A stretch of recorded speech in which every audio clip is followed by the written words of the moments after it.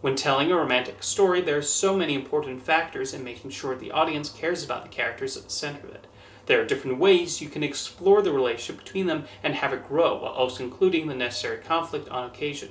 Several writers have even played around with the formula. Of course, one of the first plot points you'll see in a romance is the meet cute.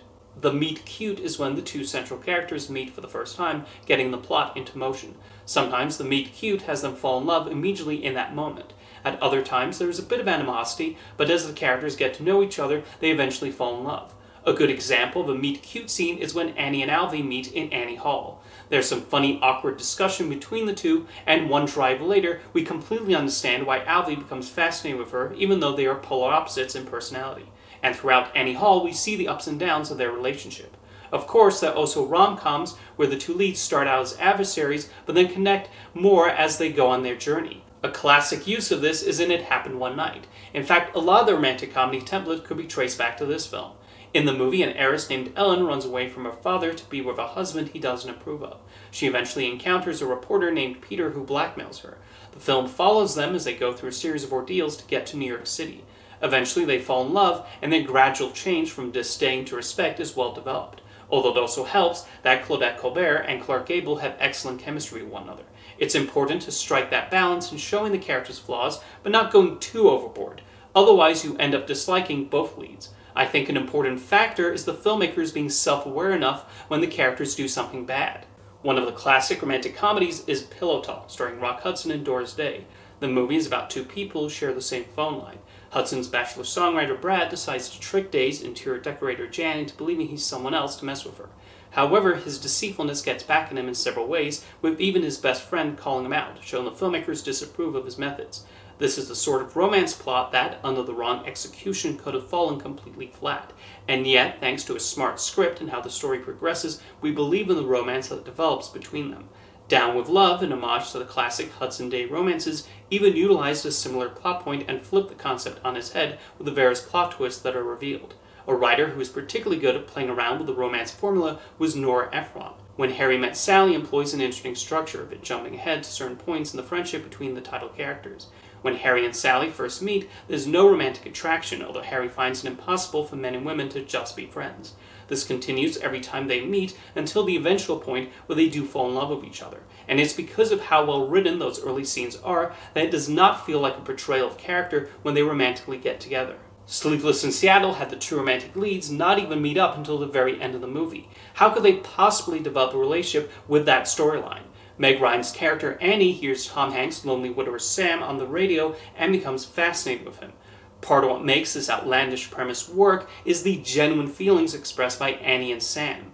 Even though it's not towards each other, Ephron makes us understand why Annie feels sympathetic towards Sam and why Sam's son thinks she's the right woman for him when he reads a letter.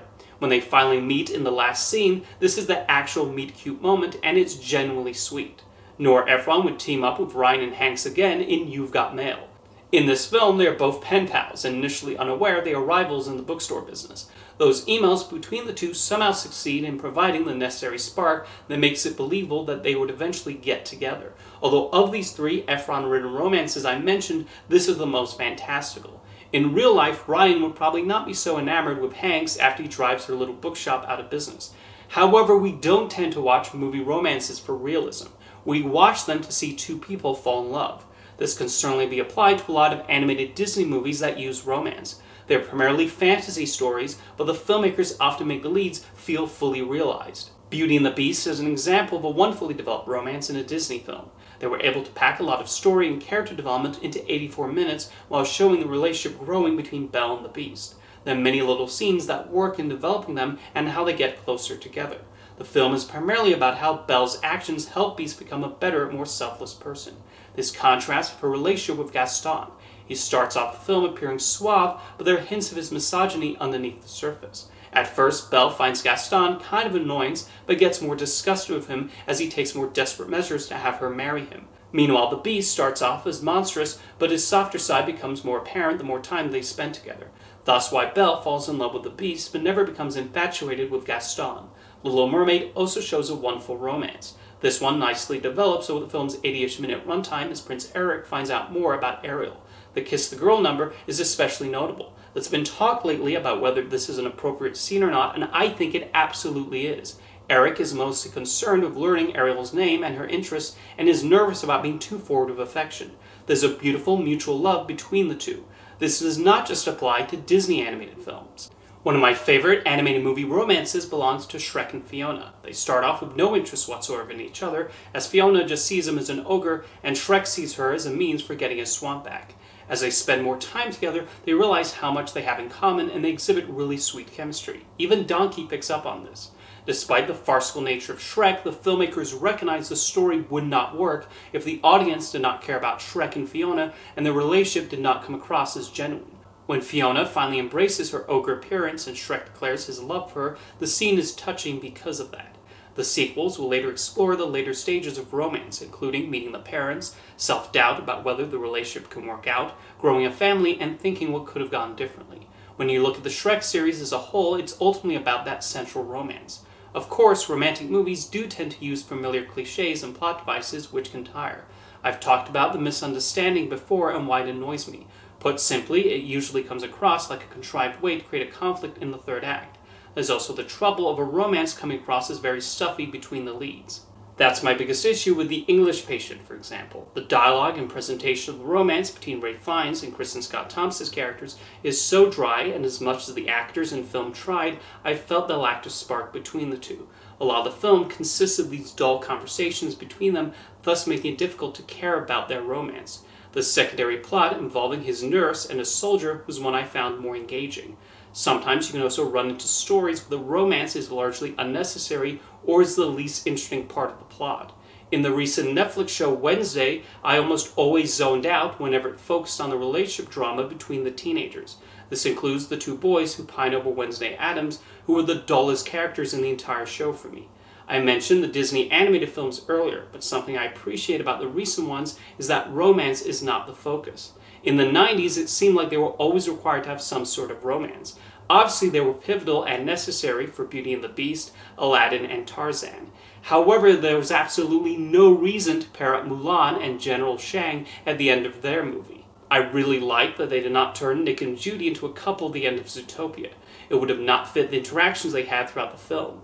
I'm similarly happy with Raya and Mirabel not being given a significant other in their respective movies.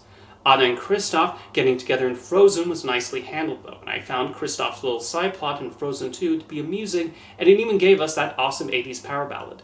However, we also have Elsa being single in both movies, and that's great too. Yes, I'm aware there are people who ship Elsa and Hans, which I find a little head-scratching. Did they forget Hans tried to chop her into pieces in the first movie? Anyway, my point is characters like Nick Wilde, Elsa, and Mirabel being single sends a nice message to children that being single is okay too. It's a contrast to when I was a child and several anime movies had the leads getting romantically involved. In the end, it really all depends on whether romance fits naturally with the stories being told. Do you know what I find the sweetest romance in a recent Disney production? Luce and Amity in The Owl House. Their relationship was nicely developed throughout the first season, and when they eventually get together, it felt earned, and some of the most heartwarming moments in the series involve their scenes where they're blushing and looking affectionately at each other.